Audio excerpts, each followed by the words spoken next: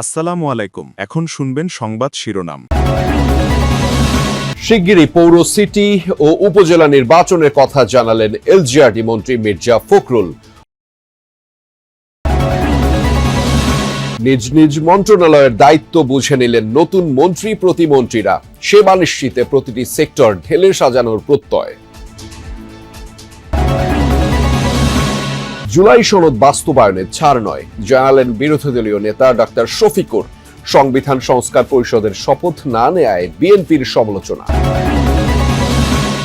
কুড়িগ্রামের সীমান্তবর্তী গ্রামে রোবট সদৃশ বস্তু চলাফেরা নিয়ে চাঞ্চল্য।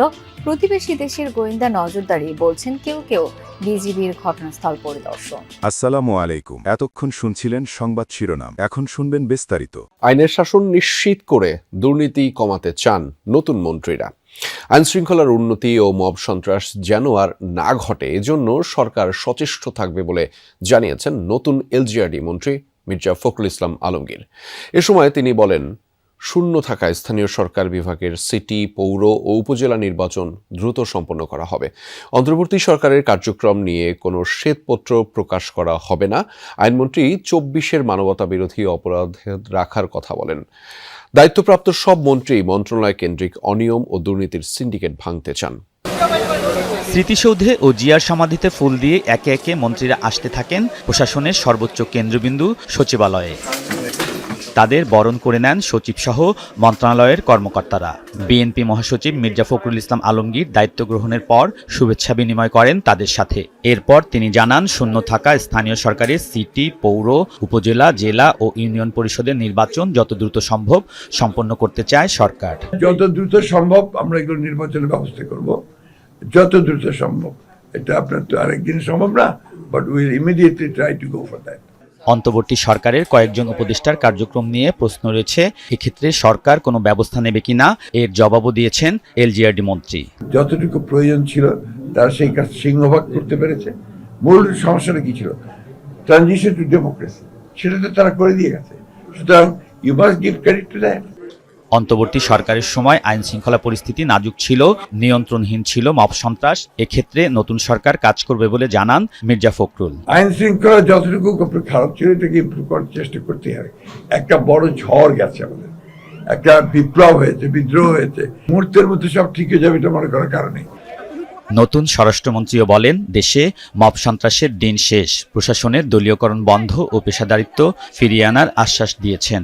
সরকারের সেই ম্যানিফেস্টো পৃষ্ঠপোষকতার অর্থনীতি চলবে না, সাফ জানিয়ে দিলেন নতুন অর্থমন্ত্রী আমির খসরু মাহমুদ চৌধুরী। জানিয়েছেন, সবার জন্য সমান সুযোগ সৃষ্টি করতে হবে। দেশের প্রতিটি মানুষ পাবেন অর্থনীতির সুফল। সচিবালয়ে প্রথম দিন বাণিজ্যমন্ত্রী জানান, বাজারে পণ্যের ঘাটতি নেই, রোজার মধ্যে সংকট হবে না। টেকসই শ্রমখাত প্রতিষ্ঠা করতে চান শ্রমমন্ত্রী। দুপুর 1টার দিকে সচিবালয়ে নিজ দপ্তরে যান অর্থমন্ত্রী আমির খসরু মাহমুদ চৌধুরী। এ সময় তাকে শুভেচ্ছা জানান অর্থ বিভাগ, আর্থিক প্রতিষ্ঠান বিভাগের সচিব ও এনবিআর এর চেয়ারম্যান। অর্থ মন্ত্রণালয়ে প্রবেশ করেই সাংবাদিকদের নিজের ইচ্ছার কথা জানান মন্ত্রী। বলেন, প্রতিষ্ঠানগুলো ধ্বংস হয়ে গেছে, এগুলোকে ঢেলে সাজাতে হবে। আমাদের প্রথম কাজ হচ্ছে প্রতিষ্ঠানগুলোকে ঢেলে সাজাতে হবে এবং এগুলোকে প্রফেশনালি তৈরি করতে হবে, স্বচ্ছতা আনতে হবে কাজের মধ্যে। পৃষ্ঠপোষকতার ব্যবসা বাণিজ্য, অর্থনীতি, রাজনীতি হয়েছে, এই কারণে রেগুলেশন আরও বেশি হয়েছে। কারণ যত বেশি রেগুলেটেড হবে অত দুর্নীতির সুযোগ থাকে। জুলাই সনদ বাস্তবায়নে ছাড় নয়, জানালেন বিরোধী দলীয় নেতা ডাক্তার শফিকুর রহমান। একই সাথে সংবিধান সংস্কার পরিষদের শপথ না নেয়ায় করলেন বিএনপির সমালোচনা।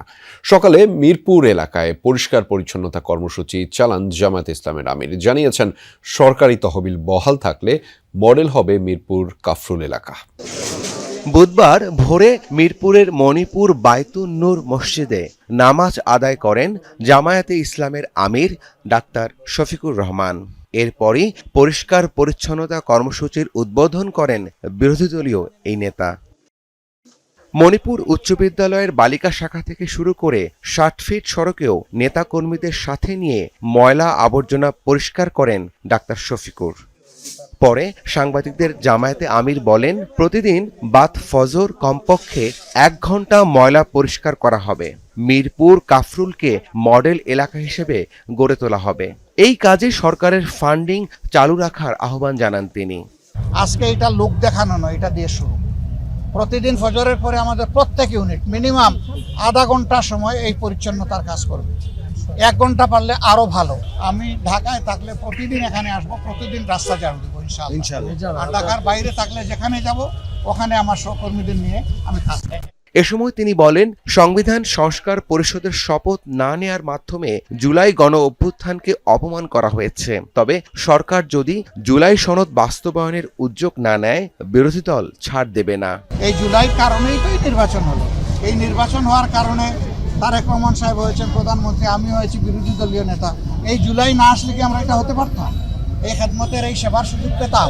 তাহলে রোবট ডগ নাকি ভিন্ন কিছু?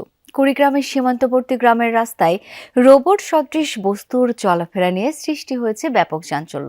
স্থানীয়রাও ঘটনার পর থেকে আতঙ্কিত। কেউ বলছেন গোয়েন্দা নজরদারির জন্য ওপার থেকে পাঠানো হয়েছে যন্ত্রটি, কেউ আবার অতি প্রাকৃতিক কিছুও বলছেন। নিরাপত্তা জোরদারে ঘটনাস্থল এরই মধ্যে পরিদর্শন করেছে বিজিবি। রাতের অন্ধকারে গ্রামের বাজারে অদ্ভুত ঘটনা। সিসিটিভি ফুটেজে ধরা পড়েছে রহস্যময় এক দৃশ্য। সামাজিক যোগাযোগ মাধ্যমে মুহূর্তে ভাইরাল সেই ভিডিও।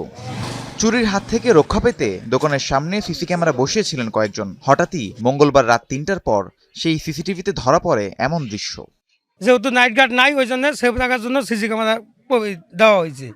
কারণ কালকে চেক করে দেওয়া হয় রাত 3:35 এমন একটা জিনিস গেছে, মানে যে ওটা আমিও দেখিনি, আপনিও দেখেন নাই, হয়তো বা কোনো মুভি টবি হইলেও দেখতে পারছেন। সীমান্ত এলাকায় যেটা কাজ করতেছে, এটা তো আতঙ্ক। আমরা সবাই এলাকাবাসী আছি, ইউনিয়নবাসী আছি, বর্তমানে এলাকা না ইউনিয়নবাসী, যেহেতু আমরা এই বাজারে ব্যবসা বাণিজ্য করে খাই। এ নিয়ে এলাকায় ব্যাপক চাঞ্চল্য দেখা দিয়েছে। কেউ বলছে রোবট, কারো দাবি এলিয়েন, কেউ আবার নিছক সাইকেল দাবি করছেন একে। রহস্যময় জন্তু নাকি জ্যান্ত প্রাণী, এ নিয়ে বচসা চলছে কুড়িগ্রামের ভুরুঙ্গামের উপজেলার সীমান্তবর্তী মিলনি বাজার এলাকায়। ভারতীয় সীমান্তের কাছাকাছি হওয়ায় গোয়েন্দা তথ্য সংগ্রহে নতুন কোনো যন্ত্র ব্যবহার হচ্ছে কিনা সেই শঙ্কাও প্রকাশ করেন স্থানীয়রা। রোবটের মতো আর কি লাফায় লাফায় যায় আর কি। আসলে যে ওটা কি, আমরা তো ওটা মানে ক্লিয়ার না জিনিসটা যে আসলে ওটা কি। তার ওই 10-15 মিনিট পরে আর একটা মোটরসাইকেল গেছিল। এই জিনিসটা তো আমরা কোনোদিন দেখি নাই। এই জিনিসটা কোথায় থেকে আসলো? কিন্তু এলাকাবাসীর অধিকাংশ লোক চিন্তা চেতনা করতেছে যে হয়তো বা এটা ভারত থেকে পাঠাইছে, যে বাংলাদেশের কিছু খোঁজ খবর নেওয়ার জন্য। একটা রোবটের মতো আকার দেখা গেল রাত 3:35। এরই মধ্যে এলাকা পরিদর্শন করেছেন বিজিবি সদস্যরা, যদিও এখনই কোনো মন্তব্য করতে রাজি না তারা। এদিকে সাবেক এই সেনা কর্মকর্তার মতে এতে উদ্বেগের কিছু নেই। রোবট